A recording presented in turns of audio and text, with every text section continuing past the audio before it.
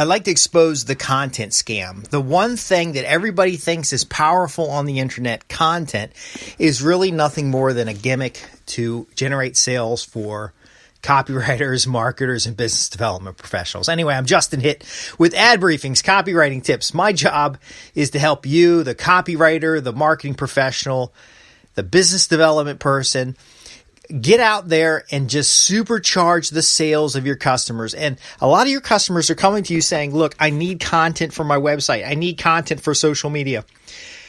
Parler, Rumble, two platforms. They're not quite new platforms, but two platforms that are actively competing against Facebook.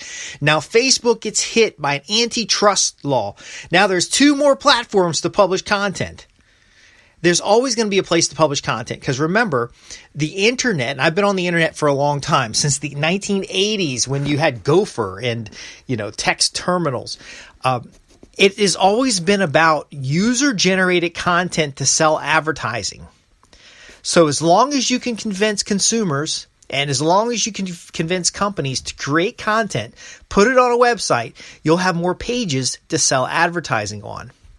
Now, I'm going to bust the scam because it really is a scam. There are a lot of content farms. There are a lot of offshore companies that will just create that content. You post a video, and I've got teams of people who would syndicate that video across media. They go and listen to the video. They extract key points. Then they create 3 or to 10 different social media posts to spread across all of the different networks and then to put in a queue and spread across the networks again in a couple months, but essentially to syndicate content across the unlimited number of channels that are available today. That is a low skill activity. However, the script for the original piece of content that sets up a lead or a sale, that's where you need to be. So yes, you can convince your customers that content is king and that content will bring them the flood of customers they've always wanted, at least until the point they realize that their analytics don't show any traffic on their website and their lead tracking systems, whether it be a CRM system, customer relationship management, or an email marketing system, when they see nothing is happening there, you can get away with it until that point when nothing's happening. But the true secret is you can create really good sales converting content, lead capturing content, and simply purchase advertising on top of everybody else's content. Listen carefully. You buy advertising on top of the 1,000 pieces of content that somebody else already created on the same topic. That's your front end. The ad gets someone to come to your well-written, well-thought-out, planned-out content where they then become a lead. And then after that point, from being a lead, they become a sale. If you're helping your customer on that front-end side where you're just feeding these social media platforms, you're essentially feeding the marketing engine that creates advertising revenue for somebody else. You're creating content, but you won't be creating customers for your clients. To create customers for your clients, you need to focus on pieces that can go directly to a prospective audience. Some people complain about my site. My podcast, for example, has a bunch of numbers and codes everywhere. I'm reading a title right here, 044 ABR, 4 steps to supercharge content creation in 1130A. Now, no, but that's not a search engine optimal title. It's not even human optimal title. It is simply coding so that I know that this is campaign N1130 and that it's tied to a whole body of work, because content really is the easy part. And then I use the back-end systems to create 3 to 5 headlines that I'm testing for this particular piece of content. So there's actually 1/5 or 1/3 the chance, 30% chance the prospect sees this particular headline, but ultimately they see other headlines that I'm testing. And it's all part of a larger test series so that this fodder content that goes out there becomes intelligence. Okay, so you can shift your customer from content. Do you really want content, or do you want to learn more about what your audience responds to? And then you can, on the back end, have the metrics in place to know which content creates customers. Okay, because even leads are not very valuable, but definitely not likes and shares. Oh, your content went viral. Isn't that great? You've got 132,000 followers. It means nothing. Now, if you've listened to my other programs about metrics and measuring, 132,000 followers has no value on its own. You need to know from that channel, if you've got 132,000 followers on Parler, how many sales and how many leads are you getting from Parler? So you're mapping the number with the channel and then the channel to the conversion, and then ultimately coming up with a metric to know the value per follower. So yes, okay, you might find out a value per follower is $1, and then you're gonna say, okay, I'm making $132,000 from this channel, and this is a hypothetical situation, by the way. Nobody's making that much money from a single channel without spending at least that much in marketing. But you can say, okay, organically, I'm making X from these followers.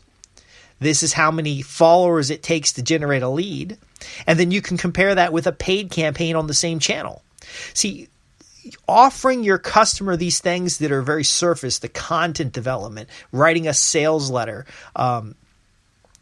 creating a special report, those are the gimmicks. And a lot of people make money doing that. Don't get me wrong. But if you want to help your customer increase sales, boost their profits, and sustainably grow revenue in any economy, then you need to shift to the intelligence. The intelligence side is what content converts. Okay, we can measure that. What channels convert? What topics are of interest to leads? What topics are of interest to buyers? So here's how it works. I create a podcast.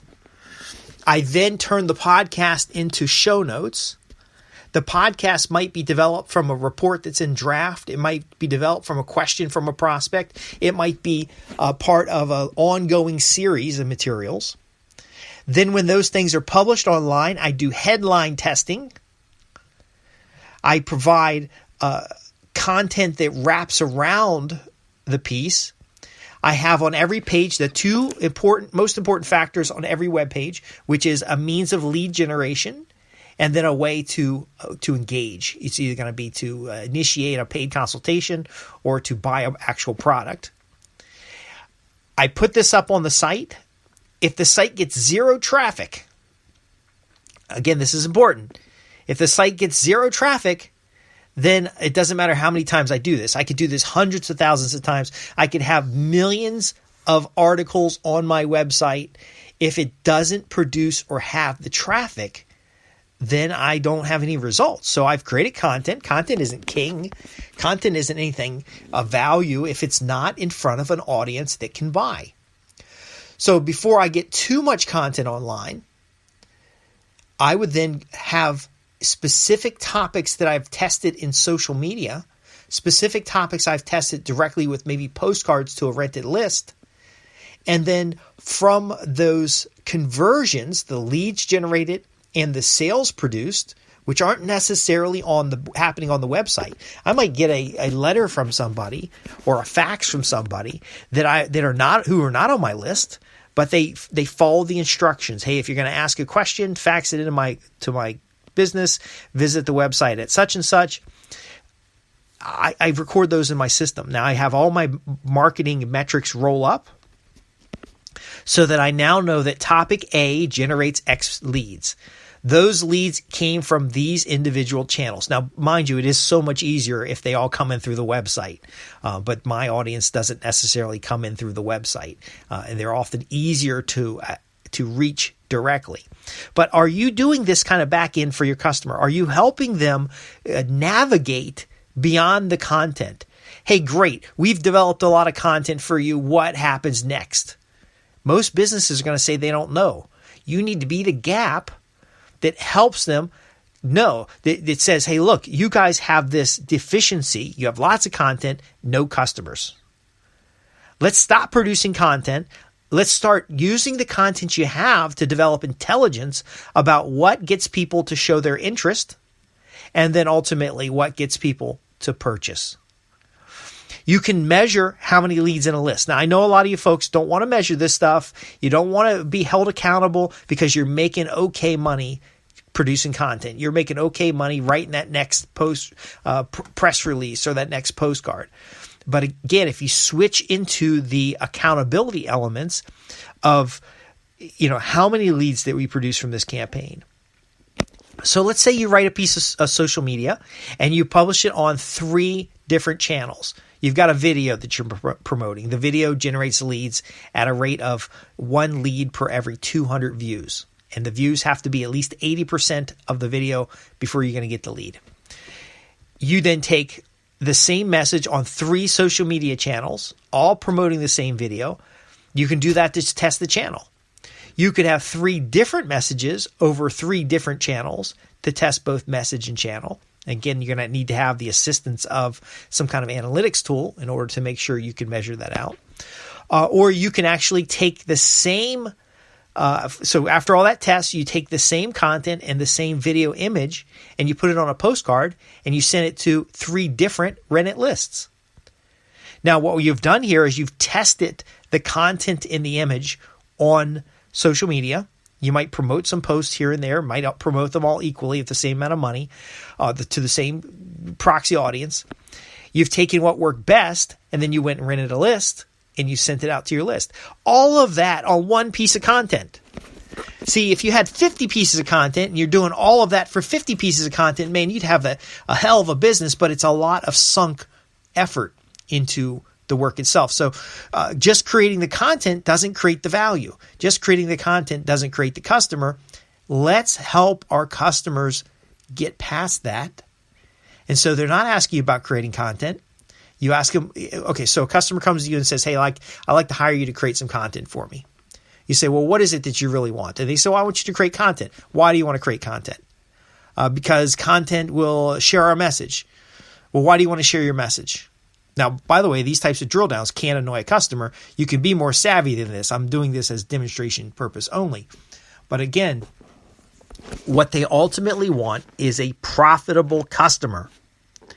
Content alone will not get them a profitable customer. Just because they posted something more frequently on social media doesn't mean they're going to generate the relationships or the connections or the leads necessary to get more profitable customers. But if you, as the intelligent service, as the strategist, help them go from, well, what does a profitable customer look like?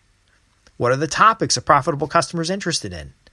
Let's look at your website. How many of those profitable customers come through the website? How many come through direct mail? How many walk into the door? You could deliver a better service. You can deliver measurable results. You can deliver the outcomes your customers are looking for. That's a customer for life. That's a customer who gets in the door and stays as a client. I only need 3 to 5 really good customers a year, and most of those customers stay with me multiple years. I don't need 500 people as a business development consultant, as a business analyst. I don't need 500 people to be customers. Now, it'd be nice to have 500 people as maybe as I'm expanding into the membership site concept. It would be nice to have 500 people on a membership site. But I'm so busy working with billable clients that I really, my team doesn't do a very good job on keeping my own website up and running, because I'd rather have an 80 to 90% billable hours than to have 50-50. Do you see where I'm coming from here? Content alone is a scam. There are sites and businesses and companies that if you just want content, they'll create content for you. I can get press releases for $99 and they're okay press releases. But if I don't know where to send the press release, if I don't have an offer at the other end of the press release, if I don't have the media contacts, if I don't have the context that the customer even gives a damn about the topic of the press release, then I have nothing. I'm Justin Hitt with Ad Briefing's Copywriting Tips, helping you help your customers create and keep profitable customers, help your clients transform business relationships into profits guaranteed, and to produce for you a sustainable, long-term, ever-ready income from copywriting, business development, and marketing. If you have any questions about what we covered today, visit www.adbriefings.co.uk. And when you ask your questions, I do have a big prize vault that I'd like to get you, a free prize, a free gift, something of value related to your question so that you can get the results that you're looking for. I'm about you generating 6 figures and better with your take home. See, I'm all about measures. I'm not about 50 pieces of content. I'm about $50,000 in net revenue from this activity. And let's look at the numbers. Let's see how that's possible. And you can do that for your client. Go beyond the content to the customer creation. That's where the results are. That's where your long-term and loyal customers are. Thanks for listening.